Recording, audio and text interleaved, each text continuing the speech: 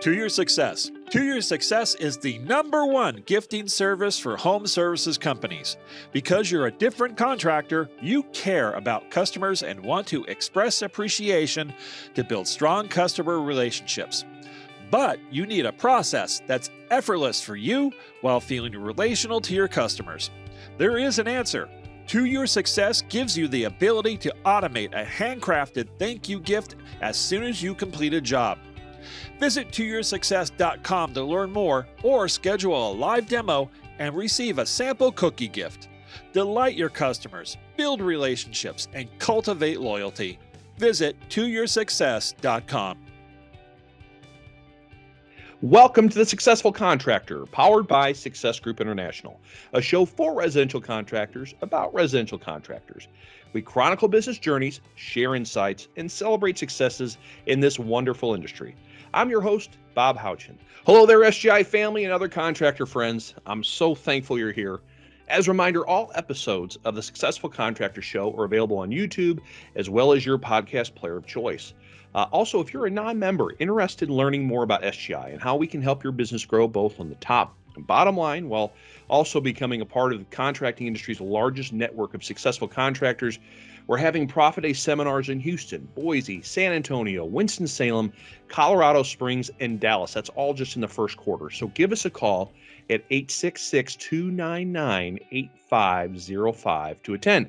SGI members in those markets, if you'd like to come and share with everyone your experiences with the group, give your coach a call. We'd greatly appreciate you giving your testimonial. Today's show is a great discussion I had with Doc Holliday, Chris Holliday, and Mitch Armitage of Holliday Heating Cooling in Spokane, Washington.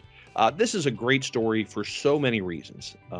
Let's turn back the clock a bit. Doc started the business many years ago, joined SGI about 15 years ago. At that point, he'd already gone through a lot. The business was only doing about $1 million, and Doc was tired of working those 16-hour days and really not making much money. Over the next decade and a half, along with Chris and Mitch, these three men have turned Holliday Heating and Cooling into a finely tuned operation. In 2019, Holliday did $3.1 million. In 2020, it did $5.1 million. This year, they're about to close out at $7 million. Best of all, those revenue numbers the last 3 years were all achieved while hitting between 16 and 20% net profit. Well done. Doc, Chris, and Mitch have grown the right way. As you will hear Doc say, they did it by taking care of their customers, taking care of their employees, and having a little fun doing it as well. Stories like Doc's are why I love this business. He busted his butt for decades, and recently he sold Holliday Heating and Cooling to Chris and Mitch. So while he'll still remain somewhat involved, he's earned the right to begin enjoying a well-deserved retirement. So well done, Doc. Your SGI family is super proud of you. With that being said, let's hear the story of Holliday Heating and Cooling from Doc, Chris, and Mitch themselves. By the way, if you're a smaller to mid-sized company looking to grow aggressively, these gentlemen drop more than a few nuggets, so I hope you take some notes. Please enjoy. Gentlemen, so good to see you. Thanks for being on the show today. Very excited to have the opportunity to talk to all three of you. For those that haven't had the pleasure of meeting you at an expo or whatever SGI event down the line, could you share your names, your company names, and where you guys are located? Doc, why don't you start us off? Well, I'm Doc Holliday. Real name's Robert. Everybody just calls me Doc. Chris is my son, Chris Holliday. He came on board about 5 years ago and is getting ready to take the whole thing over. And Mitch is our sales manager / everything, pretty much. And he came on about 10, 11 years ago. Okay. He came on as a service tech, and then he decided he needed to go sell Frito-Lay chips or something. I don't know what it was. He came in and visited me one day, and I offered him a job as sales guy, and he's like, couldn't believe it. And I said, yeah, I meant that, So he's been here ever since. That's great. Quite an asset, I can say that. Okay, very good. And the name of the company is, for those, again? Yeah, Holliday Heating and Cooling. Very good. And we're in Spokane, Washington. Beautiful Spokane. I haven't been there, but I hear it's lovely. So very glad to have you guys on. And the reason we're talking is it's been a pretty good 2 or 3 years for Holliday. Maybe share how you guys have grown. I think 2019 things really started catching, and then you've been on fire the last 2 some odd years. Well, we struggled with the 1.5, 1.8 million thing. And when I came into airtime, I was about $1 million company, and Sure. I just couldn't get past 1.8, and it took a lot of things. And then, probably about 7 or 8 years later, Chris came on board, and which kind of really helped things because I really needed somebody that could do all the things that I couldn't do. Sure. And so we got involved with Gino Gruber, and he's really been our real push, along with the airtime, things that we do. Sure. So working with Gino, we finally hit the book model 2.5, and I just thought, oh my God, that's amazing. Been wanting to be one of them guys forever. Sure. And then, the last 3 years, I think, we went to 3.1, and then we went to 5.1 last year, and now we're on track for, what are we on track for, Chris? We're going to break 7. We're going to break 7 million. That's awesome. And it's, the growth has been very quick, really scrambling to get people and everything, but sure, and we'll get into that. Yeah. So I feel like we really kind of, where we're at, we're kind of what I dreamed of, and Yeah. Go to airtime, you got, here's these guys, they're $5 million. I'm like, they're huge. Well, they are really. They are. And then when you start growing like that, I mean, I'm blown away. Very blessed and very thankful. And you don't get there alone. Oh, for sure. And I have to point out that revenue number comes with the right margin number as well, because we know revenue's fun, but it's a profit that's the best. I'll just share what we did last year. We finished out at, the 3.1 year, we were about 16. Last year, or 2020, we were right around 18, 19%. Yeah. And this year, we're kind of mixed up. We don't have a real right reading, but I believe we're somewhere around 18, somewhere in there. That's great. Love it. I love it. Now you mentioned, I want to get into the history of the company and all that good stuff, because I love that part. Before we do, though, you said it takes a lot of people. There's 2 people there that you obviously are part of your team. Maybe share who else is in the office. So for people looking to aspire to grow to your size, they kind of know what that infrastructure looks like. So who else is inside? Well, we have a bookkeeper, which currently we need 2 people in there for that. Yeah. We have 4 CCRs. I like to be top heavy on the girls. Okay. This is because somebody's either getting sick or their kids or something like that. The phones are like really, really important. So we tend to carry 4 people. I call it being top heavy. Sure. And along with that, we have we're running 7 service guys. Okay. 8 now. 8. We have 4. Is it 3 or 4 maintenance techs? And then the rest of them are diag techs. Okay. We got 5 install crews. Great. And we have capability of 6. Okay. And for every truck, it seems like you can do about another $1 million. Okay. That's I've been told that before, and now I believe it. So, and then our sales guys, we have Mitch was a sales guy, and he kind of goes in and out between managers. And we have 4 sales guys. Okay. And 2 those service techs are selling techs. And 2 selling techs. And an in-house electrician too. Oh yeah. Oh yeah. Sure. Very good. Who handles like the dispatching and the setting the board for the techs and making sure you got the right guy going to the right opportunity? Is that one of the girls or one of the managers who does that? It's one of the girls, and that'd be Kelsey, and she's our CCR manager. Okay. And pretty sharp at it. Yeah. And she pretty much oversees what's going on there. Sure. That's great. Excellent. Well, very good. I want to be sure to point those out and make sure everyone knows what that team looks like. So thanks for sharing that. Before we get more into the operational things and all the neat things that you guys do so well, I want to learn the story because I think there's so much that can be learned from it. I know you came aboard with SGI/Airtime in early 2000s, like 05, 06, but obviously the business existed before then. So when did you get into this crazy industry and what drove you to it? Well, I'd already worked in the industry, and I used to go behind these other companies that were supposedly the great company, and Yeah. And what inspired me was their crappy work, you know. And it was like, I'm not a perfectionist, but I like to have things done, make it look clean and right. And Yeah. I don't know, I came back from New Mexico working down at another heating outfit, moved back to Spokane, and I just decided I'm going to start my own. I went back to work for somebody, and then I just decided I'm going to start my own business. Yeah. And I started out of the back of a Volkswagen Rabbit, and I had a cardboard box full of tools, and I kind of did it the old-fashioned way. I went down the strip, this commercial place, and I just kind of knocked on every door, gave them a card until somebody gave me a job. You know, first job was at a Chinese restaurant fixing an ice machine, and that was how I bought my.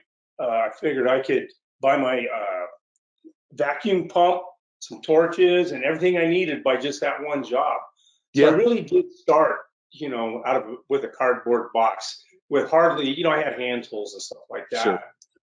Then I got licensed and bonded and all that, and so I was working part time for another company and doing this, you know, I not really on the side because I was legitimate. They didn't care as long as it didn't interfere with them, which I made sure that was true. Then I quit them and I went to work for a hospital for 5 years. Oh, okay. And, that was a piece of cake. Then I was really able to do a lot more with my business. And it was fun. I was excited. I couldn't wait to get off work, to go, you know, do jobs and stuff like that. So I was doing install and service. And then finally there was a big break in Spokane, and the power company for natural gas was paying everybody big bucks to convert over. Well, everybody and their brother jumped on board. And that was about the time I quit my job. So I had 2 guys working for me full time when I was working at the hospital. So that's really where I got my start. And then I had a big shop. So we fabricated our own duct. Yeah. We just slowly bought our trucks and kind of really outfitted everything. And I basically was the sales guy, the boss, the service guy. I was everything. And there was a lot of, you know, working 14, 16 hours a day really wasn't that tough. Today, that's kind of hard. you tried, but it's not working anymore. But that was the norm, you know, then. And so after about 5 years of that, 4 or 5 years, I was looking for a building, and I found this one in downtown Spokane, and it was a owner, you know, I got to buy it, so the owner carried the contract, which was really, really shifted us into the gears. Yeah. And now we were downtown, right across the street from our wholesalers, and we were able to put together a lot of things. Yeah. And then 9/11 showed up and just about busted us, just about took us down, and had to have my wife come back to work for us. I stayed back. Anyhow. But good transition, Doc. It was horrible, to be honest with you. I'm not with her anymore, so I can say that. Oh, well, that's so we funny, got through the 9/11 thing, and not without being scathed. I had to talk to my creditors, talk with them every month, say I could give them this much, and blah, blah, blah. We got tied into a really huge geothermal job, and that bellied up right around 9/11. So, but anyhow, I survived it. And then we were doing a lot of commercial refrigeration, doing anything and everything, and beating our heads against the wall. Right. Again, 14, 16-hour days in the office, going home at 9. And I got a direct mail piece across my desk one day. And it was from Weatherford, Texas. And I can't remember the guy's name. Anyhow, not Temp-Right or was it Brett Hobson? Hi. Brett Hobson? Yes, Brett Hobson. I think I probably wrote it, honestly. You did? Probably. I used to write all the direct mail for us. Yeah, for a long time. Well, it was pretty good. It was like 7 pages long, and here's this guy sleeping on. It was Brett sleeping on his drafting table, and I'm like, this guy looks like me, you know. So I read first, and I just threw it on over to my desk. I said I'll read it later.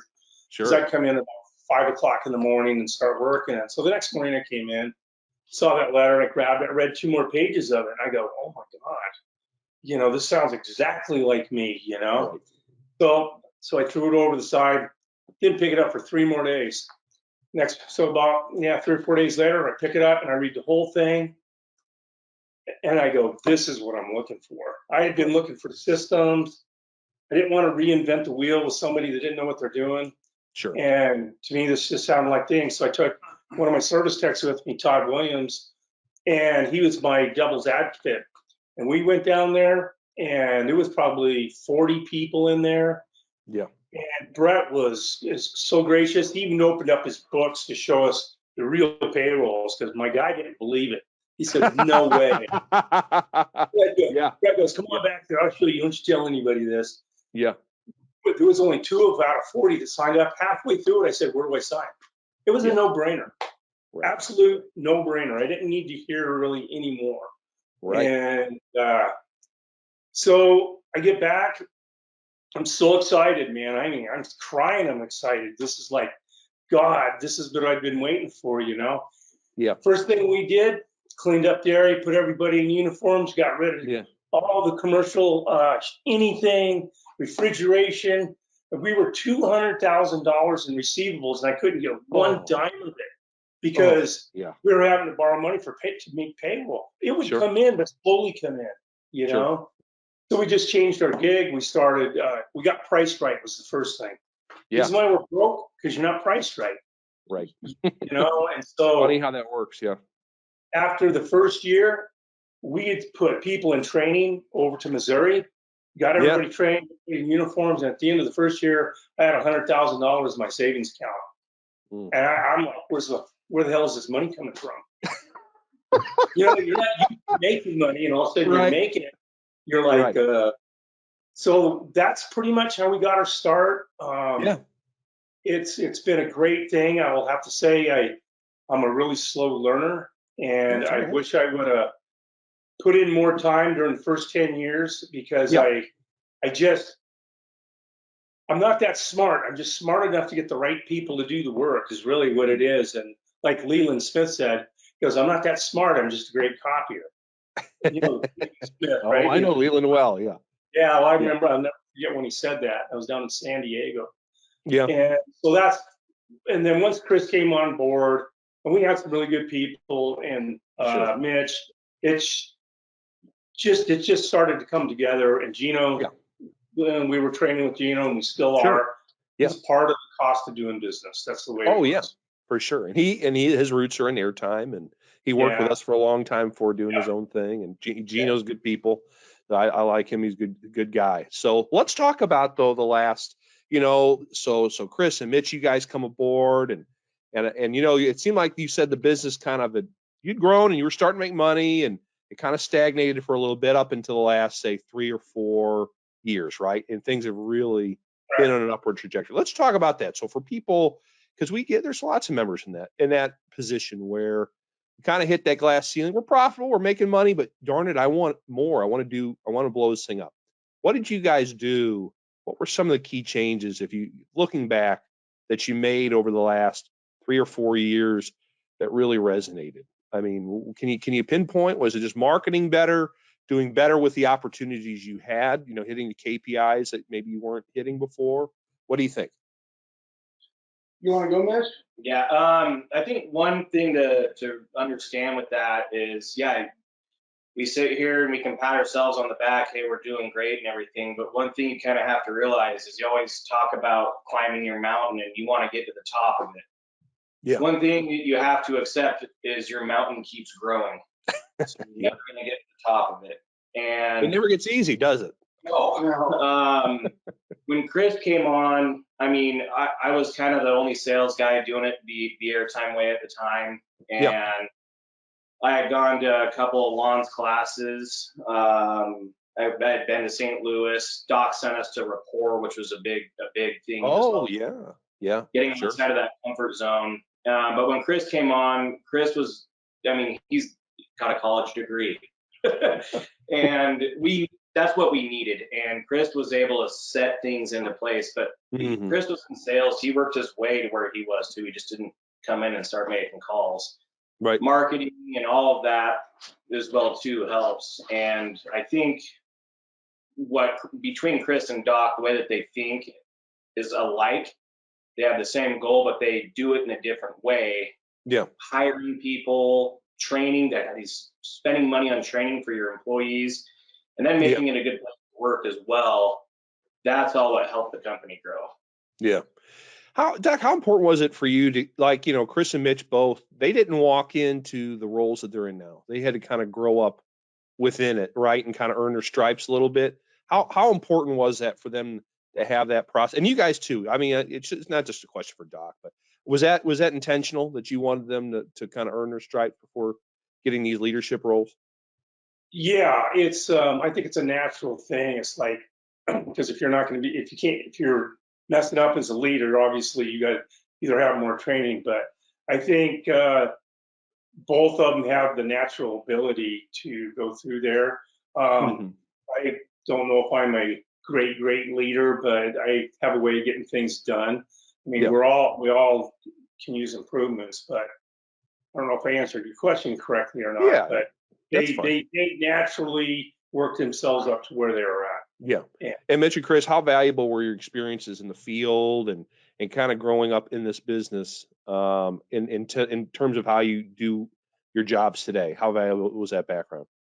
Well, I will say, especially being the son of the owner, no matter what the situation, you're never going to be treated as an equal. You either get everything handed to you on a silver platter, or you got to work for it. And so, in order to gain the respect of your peers, you got to go through and you got to get dirty and earn your stripes. And I think it was very important for me, especially, to have done that. Growing up, I grew up in the crawl space, working for the old man in the summer and, on spring breaks and whatnot. But understanding what all these guys are going through and the processes and frustrations that they go through, if I don't see that firsthand myself, it's to me, it seems very tough to make the company better if you don't understand what our employees are going through themselves. Sure. Very good. Yeah. Now, Doc, how did you know that the Mitch was ready for this elevated role? I mean, obviously he's not family, but he's been with you a long time.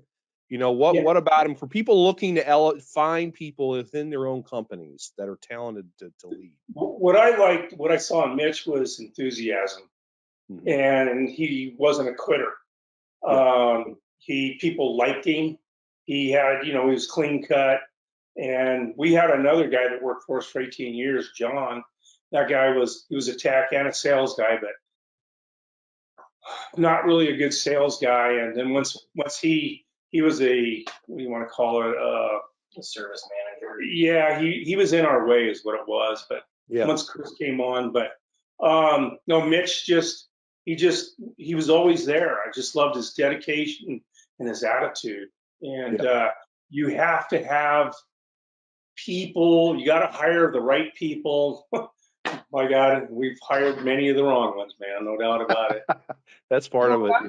I would say as well, kind of on that note, is hiring the people, to bring us to where we've come in the last couple of years. It's taken a long time to get people to believe in what we're trying to accomplish and pushing the cart in the right direction.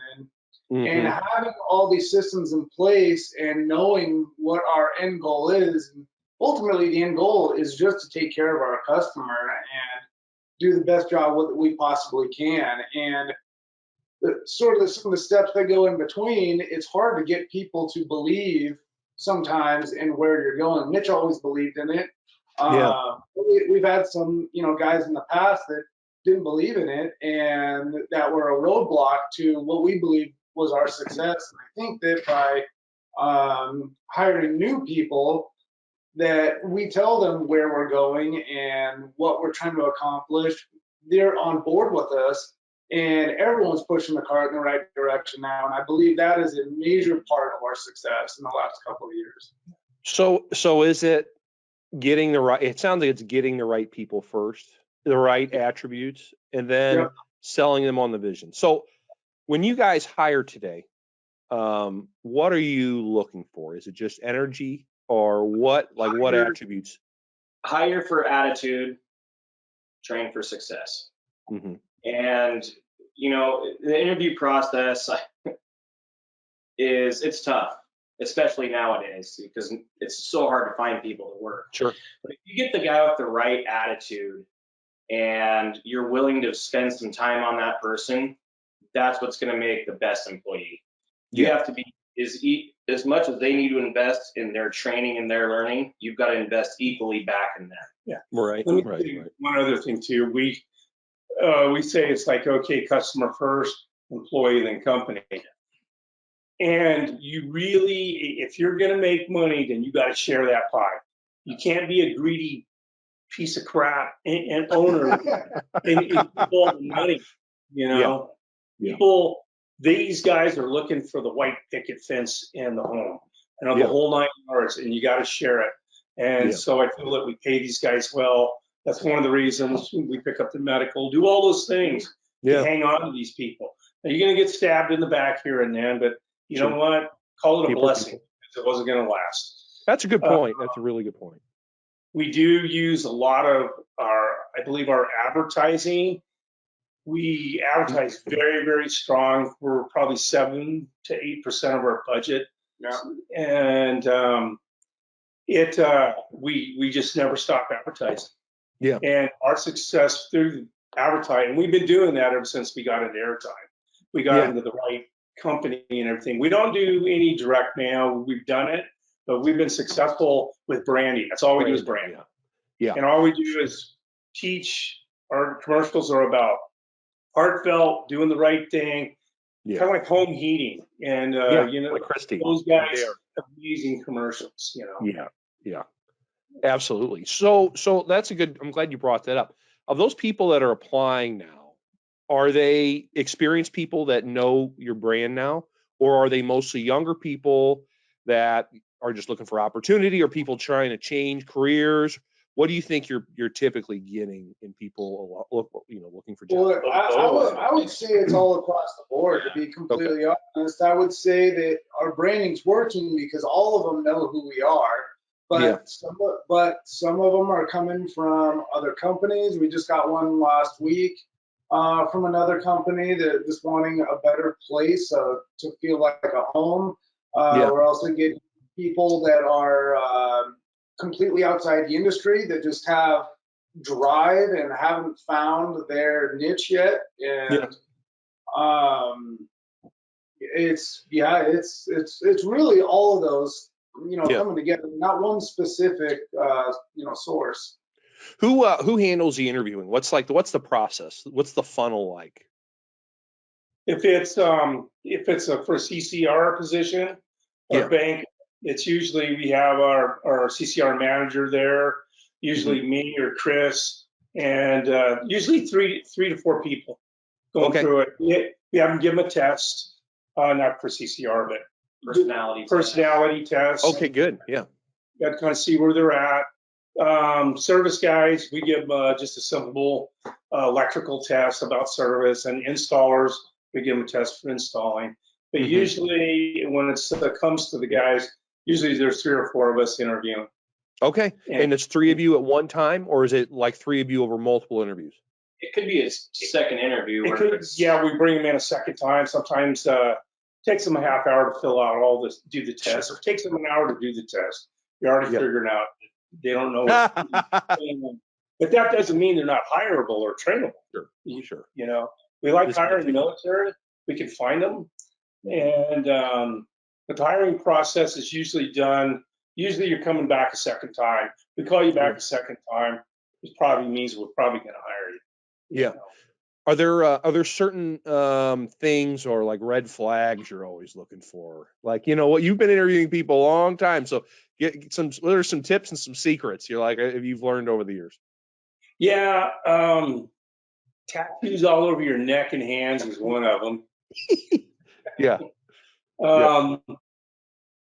The wrinkly shirt. We hired this guy. I thought, don't hire this guy. because he came to, and nice guy, great guy. He was actually a good worker.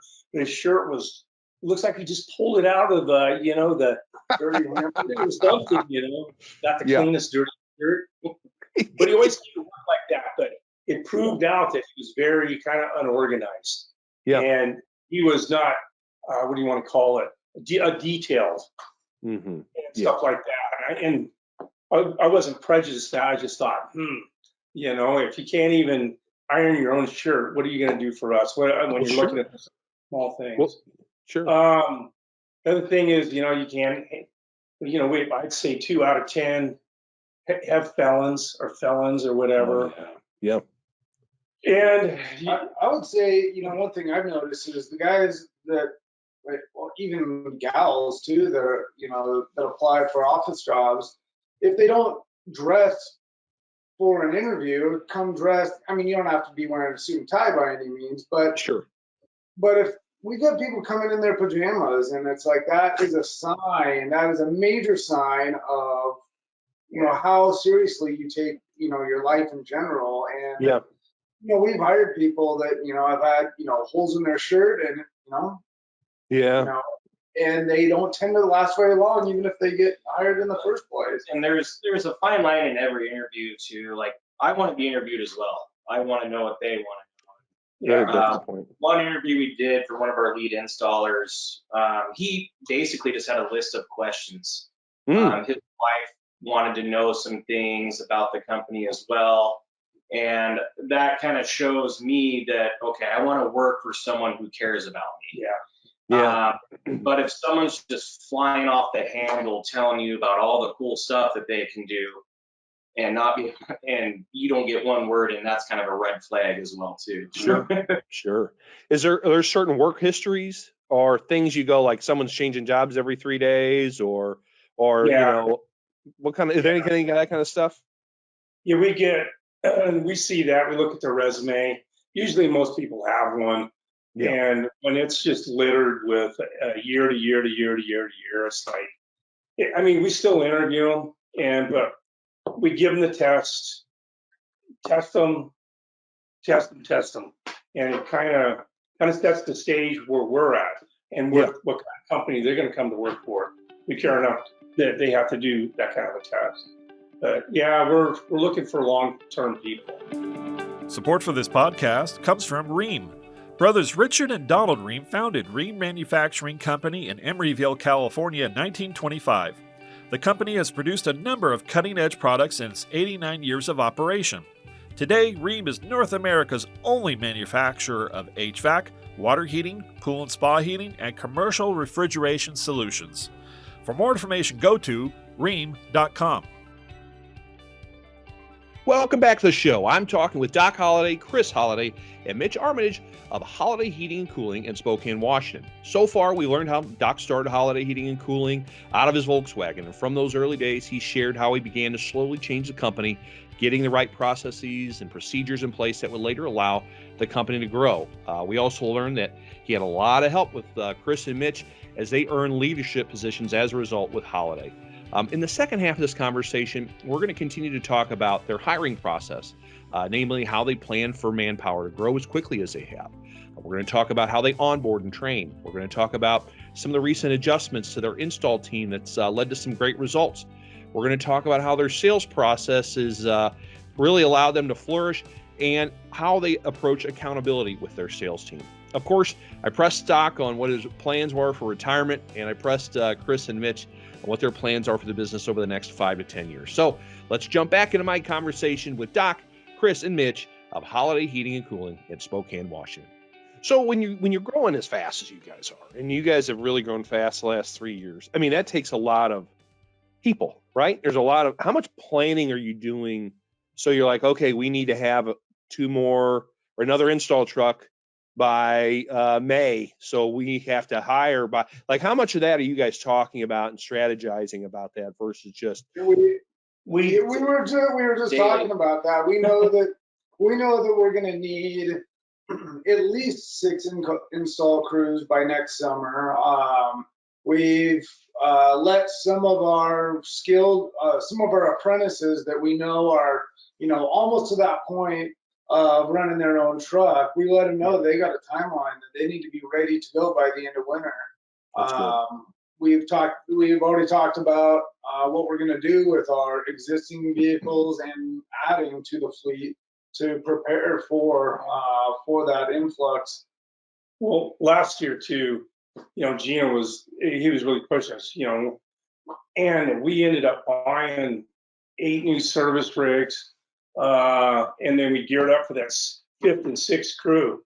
Yeah. And so we have the trucks ready. We're ready. So you can't wait till you got the crew. You got to have the truck or the service van ready. When you get that guy, you can put him in a van. The truck. What is it? Is it like 6 months or is it? I mean, you have it. It takes a good 3. I mean, if you're going to tool, let's say a service van, I don't care if you buy a used one or a new one. If you buy a new one, you're going to wait to get it. But then you got to stick another $7,000 in bins, ladder racks, and then you got to spend another $8,000 stock in it. Sure. So you got quite the investment into these trucks, and it takes 3 to 4 months to get those things together. And on the install truck, we use cube vans, with a big box truck, 12, 14-foot boxes, and inside them is a 4-foot brake, a Pittsburgh, shelves, workbenches, stock with sheet metal, and whatever you need. That's a 4 or 5 month deal to get those together. Sure. Yeah. Well, you got to plan ahead. Absolutely plan ahead. Sure. So let's say you hire. Let's go with the experience route. If you hire an experienced service tech or installer, lead installer, what's his onboarding process like? Is he riding along with someone so you make sure he actually knows what he knows, or how long is that process? What do you guys do? Yeah, I mean, so usually we'll sit him down for a day and just do a in-house onboarding, do a PowerPoint presentation about the company, guidelines, rules, and all of that. And then say it's a service tech, for example. We're going to send him out with our senior service guys, have him do the work, but have him supervise, check where he's at. But then you have training on, Successware Remote. You have training on, company policies and the way that we do repairs. And then you have customer training, customer service training, and all of that too. So even with an experienced guy, I would say at the very least, it's probably 3 weeks before we get him out there on his own. Yeah. And the other thing Mitch does too, especially with the CCRs, he spends about 2 to 3 days when they're new. He takes 2 days, 3 days. 2 days usually. Yeah, 2 days, 8 hours a day, and he's got PowerPoints. He's training them, teaching them about how to use the phone and the whole 9 yards. Scripting, that's amazing. Scripting and all of that. What a furnace is, what an air conditioner is. Yeah. That's great. On the apprentice side, so I get hired, don't know a thing, I don't know what a wrench versus hammer is. Maybe not that bad. What's my apprenticeship? How long is that for you guys? When can I get in? And then what's my next step from there? Do I go with installers to learn that part first before I go to service, or what's your process? Typically, yes. We've found that you learn more installing for 3 to 6 months at a minimum before jumping back to service. If that's where that guy's heart is at, he wants to be a service tech, maintenance tech. Start out doing install. You got to learn the fundamentals. You got to learn what even goes on before you can learn how to fix it, or maintain it. And depending on how that goes, so usually within 90 days, we're going to know where that guy is going to be. He should have made pretty substantial progress by then.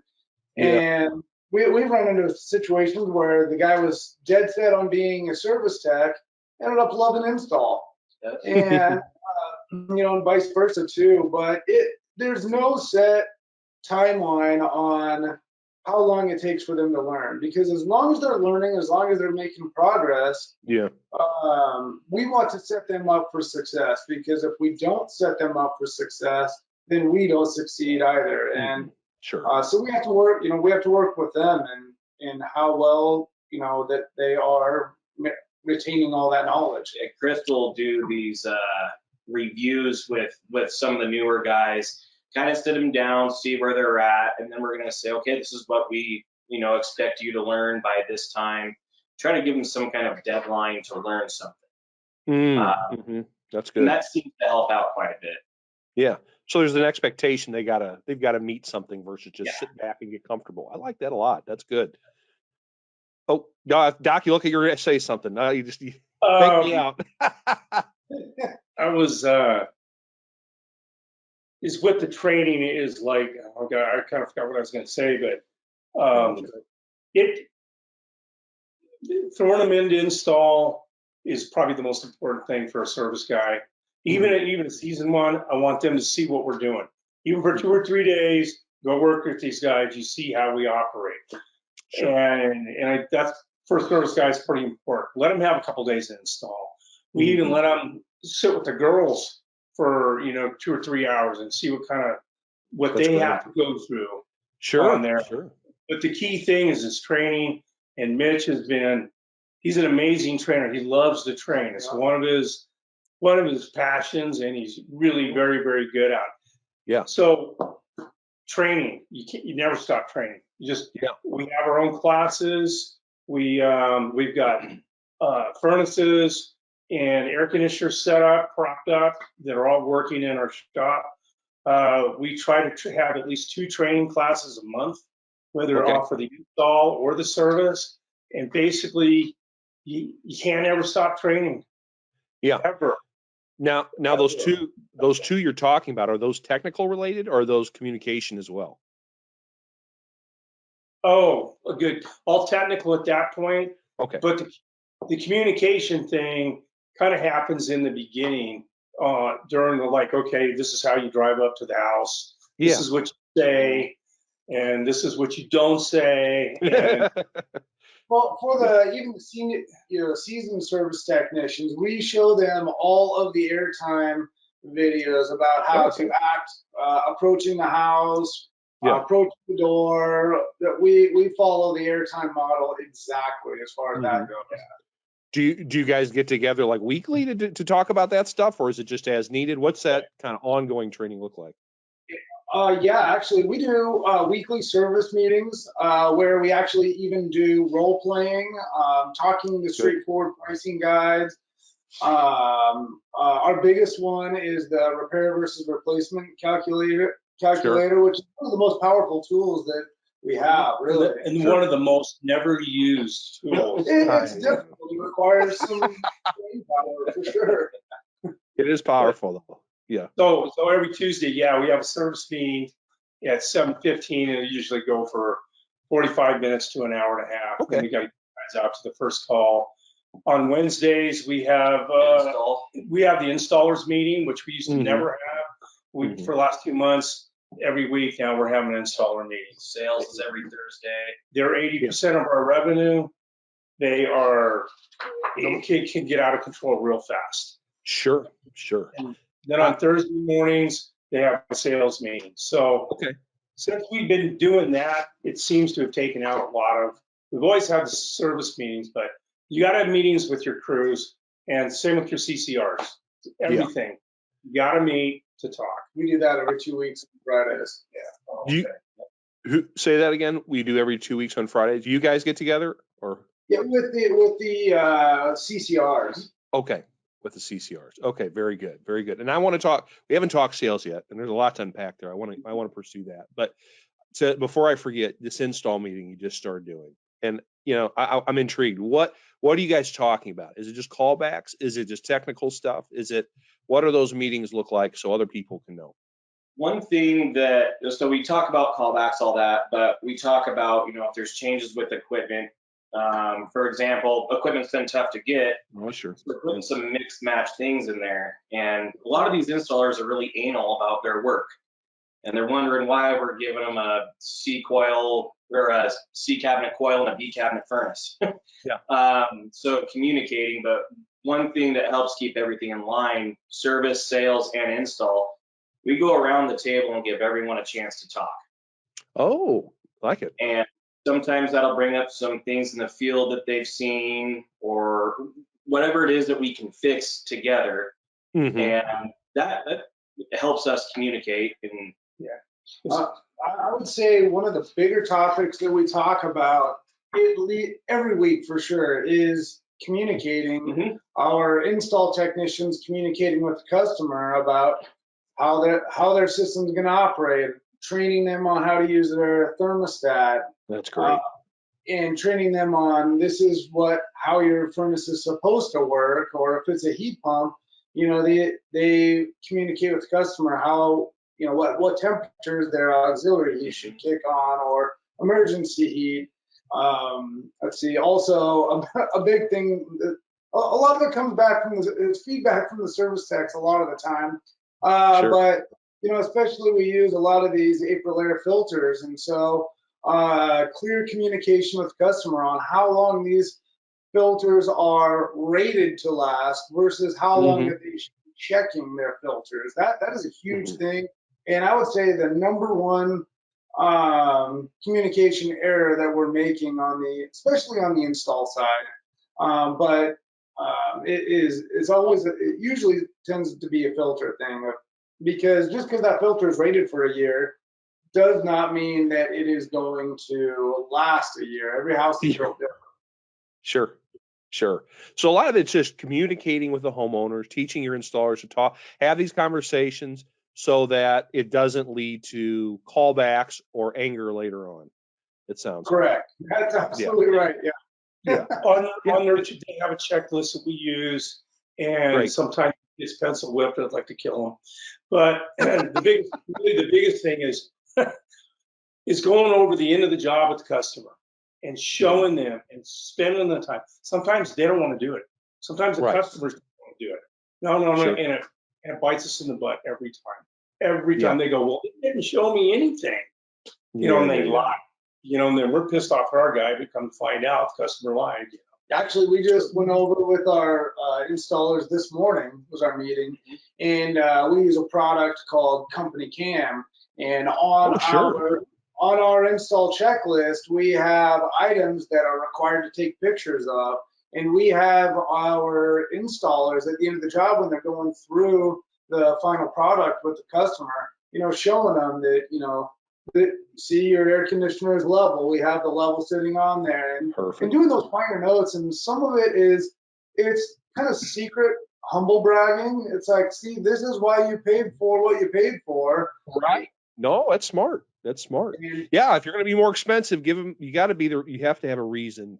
And why at the end of that sales circle, not leave them on a high, right? And so instead they go, whoa, that was, I get it. If I was anybody, when we went to Gettle in Las Vegas and we saw their operation, and that's one of the key things that I would tell people that are, coming up, and you got to go visit other companies.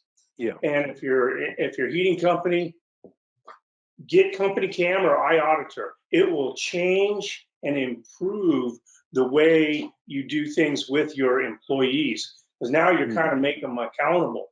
And also the sales guys go out and they take pictures and movies and all that.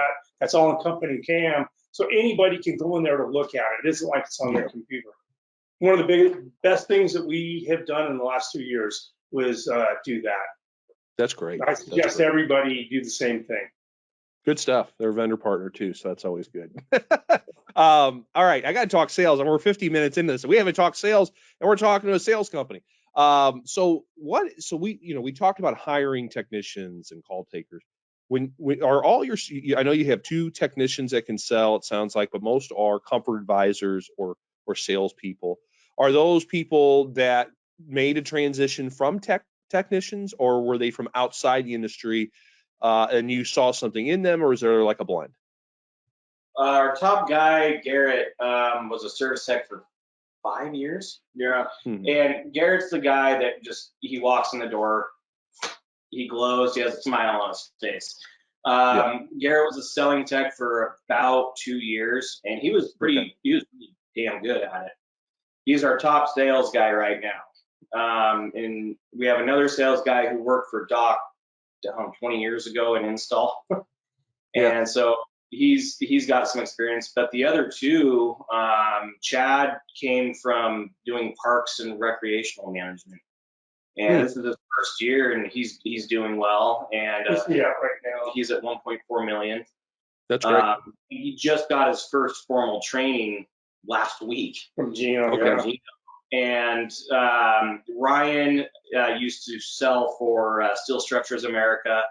He very good at building scope and measuring things and all of that. So all of them have, besides Chad, have some sort of experience. Okay.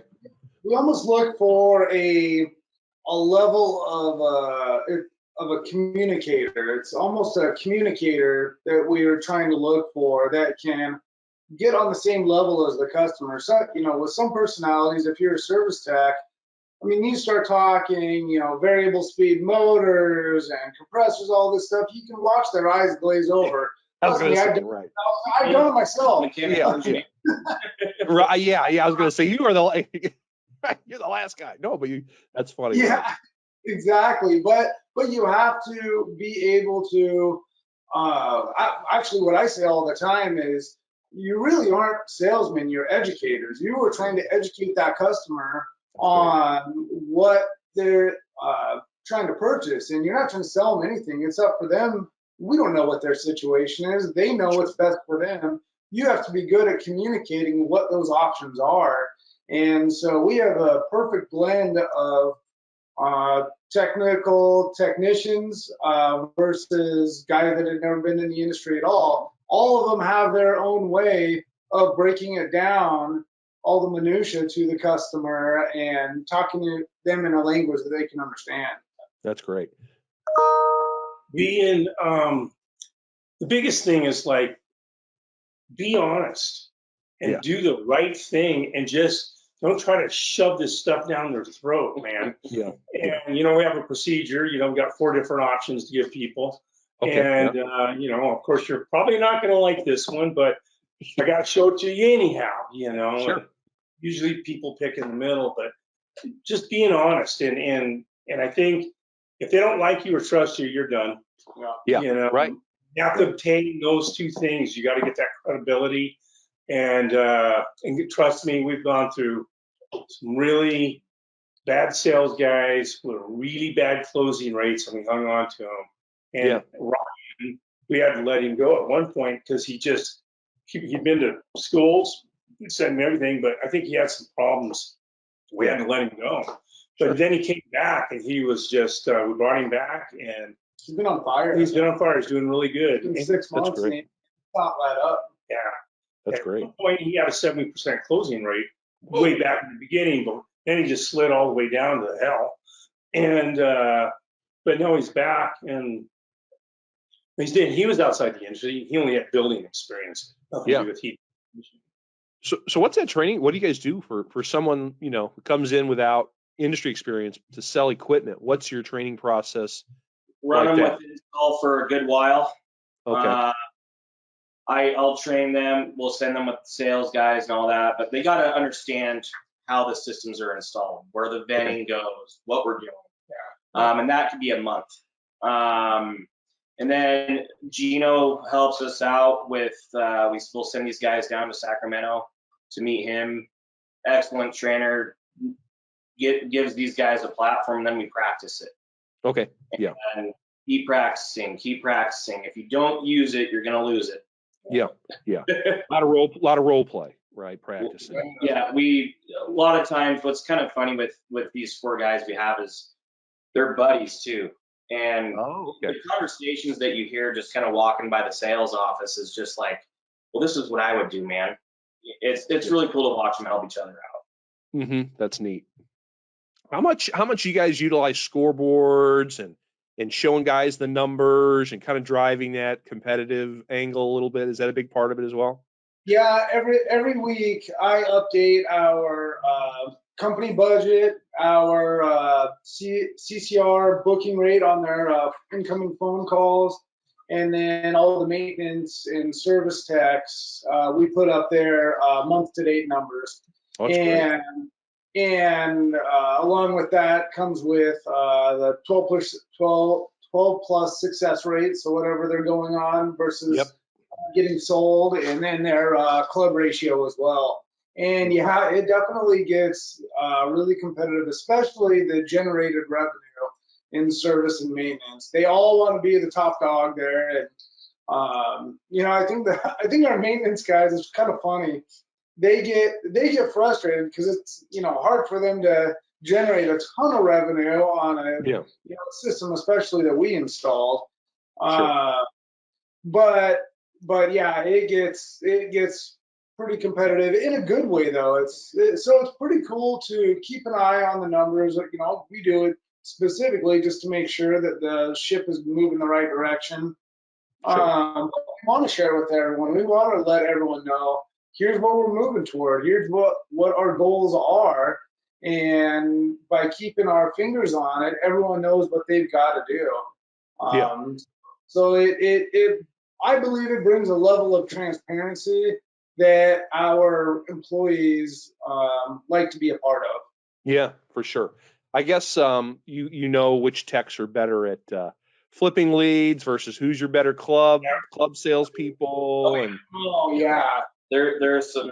There's a couple that our couple of senior guys are absolutely the worst at selling the club memberships. The young guys are the best. Yeah, our young guys, they're darn near 100% every month. Yeah. But those guys are also taking the low-hanging fruit because they know that they can close those. Yeah. So they're trying to sell everything they can get. That's fun. But showing the numbers, and we have our boards up there in the conference room where we do in our training room. So everything's there. Everybody can see it. And sometimes we bring clients in there to discuss whatever we're going to do, and they look at that stuff, and it just kind of sets us a little above some of the other companies and stuff like that. That's great. That's awesome. Well, I'm going to start wrapping this thing up, guys. I really appreciate all your time. This was a lot of fun. Hopefully you enjoyed it as well. I mean, there's a lot more things I could ask, but let's talk about the future. What do you guys see for the next 5 years for Holliday? And then Doc, what are you going to end up doing? Are you going to start fishing a lot, or what are we going to do with all this free time you're going to have eventually? It's really weird because I still feel like I'm a 16-year-old boy, although I don't look like it. I'm ready. I really wanted to hang on another year, but I'm ready to get out, and I'm leaving this thing at a good spot. I'm leaving it at what I dreamed of getting to. I feel like now I'm one of those guys. We're up there on stage.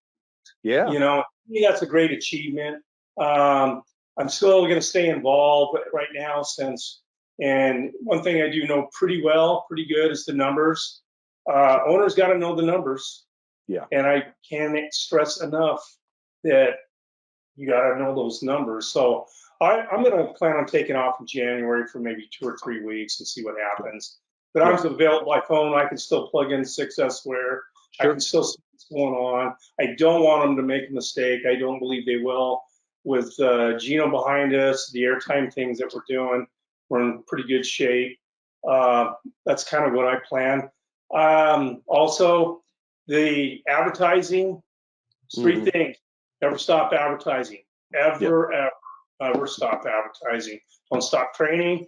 And this was a long one. I don't know how many times Gino's put it a boot in our ass. Never stop recruiting.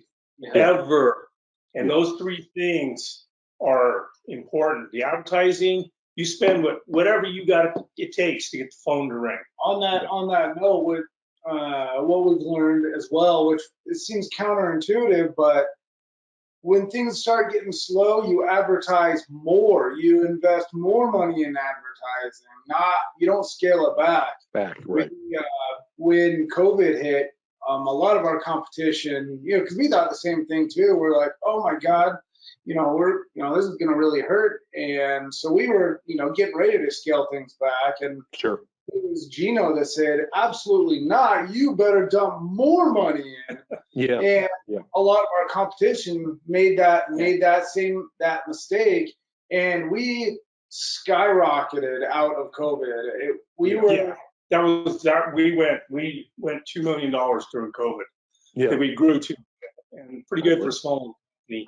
The other kind of advertising that people were wanting to know is we found that branding and billboards are a perfect combination. Mm-hmm. And when we do billboards, we'll do 10 or 11 of them, and we do them every 3 or 4 months, I think.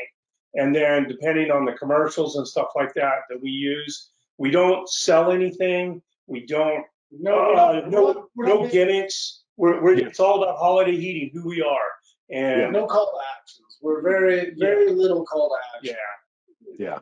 And I like it. Do any of that. And those are huge things. And if you want to grow, you got to be seen. Yeah. And all that money to advertise is to get the phone to ring. Now, now the game is on. And that's where you got to have really good people up front to set the lead, close the deal. Like, are we going to install or we got a service call? Yeah. Whole reason. That's great. That's great. Well, Chris and Mitch, how about you guys? You're young. You've got the future. Where do you want to take this thing over the next 5, 10 plus years? Well, we got some pretty good ideas. We sat down with actually a couple of our senior service techs last night. There's our neighboring community, Coeur d'Alene, has kind of been an untouched resource for us to a certain amount. Sure. I want to continue to grow sustainably. I don't want to get too big too quick. COVID kind of made us blossom faster than I think that we really anticipated that we even would. But we want to continue that sustainable growth. And I see. I don't see any reason in the next. It could even be the next 2 years. We want to hit 10. I want to hit 10, but I don't want to grow too big. I want to keep that family atmosphere and that good culture that I don't want people walking through that I have no idea who they are. Right. I don't want to lose that feel, and I think that's part of what separates us from our competition around here. And so that's good. Getting too big isn't something I don't necessarily want to do, but at the same time, it also seems like it's inevitable. Yeah. Well, as long as you do it the right way. Yeah. The biggest thing for me is I want to get a lot of our current employees that are really helping us make the clock tick. I want to see them grow with us and stay with us as well. And just make this a more excellent place to work. And I want to watch it grow just like Chris. And I want to keep learning from our mistakes. We're never going to quit doing that. But I don't know. I could see maybe in 5 years us being maybe 10 million. Yeah. And you just don't. It's just hard to predict it at this point where you're going to be. Getting the people is man. If you had people just standing in line. Oh, it would be easy. Right. You got the infrastructure in place, right? Well, good stuff. Well, guys, this was really, really enjoyable. Thank you so much for all your time. Any last words or I think you said your piece. I always saw the Compass magazine and I always wanted to be in it, but I always felt like I wasn't ready for it because I didn't have anything to really offer. And the last thing I would say is, you can have all these bragging rights. Yeah, we did this much, but if you can't show profitability of something decent, none of it was worth it. Right. You don't want to do 10 million and make 4% net profit. You might as well done 5 million and made 20% profit. Absolutely. And so your profitability is a number one goal. Take care of your customers. Take care of your employees, and go out and have fun. Good stuff. Awesome. Well, guys, thank you so very, very much. Really appreciate it. Maybe I'll see you at an expo or something down the line. I'd love to see you guys sometime soon. So you guys have a great rest of your day, and thank you for your time. That's Doc Holliday, Chris Holliday, and Mitch Armitage of Holliday Heating and Cooling in Spokane, Washington. Thanks for joining us. If you feel like you have a great story worth sharing that would also help other contractors, email me at bhouchin@yoursgi.com. Also, if you enjoyed today's episode, if you're on YouTube, give us a like and subscribe. If you're on your favorite podcast player, leave us a 5-star review. And please join us for future episodes. It's my promise to you that we will continue to interview successful contractors and other influential individuals in residential contracting. This is The Successful Contractor, powered by Success Group International. Support for this podcast comes from Arzell HVAC Zoning Technology. Arzell has been producing innovative zoning systems for over 35 years. We manufacture the highest quality HVAC zoning equipment from our factory in Cleveland, Ohio. Innovation, customer service, and outstanding products backed by a lifetime warranty are why so many contractors only use Arzell zoning. We offer easy-to-install solutions, from a basic 2-zone system all the way up to custom zoning applications. For more information, go to arzellzoning.com or email us at marketing@arzellzoning.com. The Successful Contractor Podcast is part of the Success Group International family. SGI is the largest member-owned best practices organization for independent residential services contractors. SGI provides its members a competitive edge through proven proprietary management tools and expertise, marketing programs, training, and group buying power, along with a highly active and eager to help membership.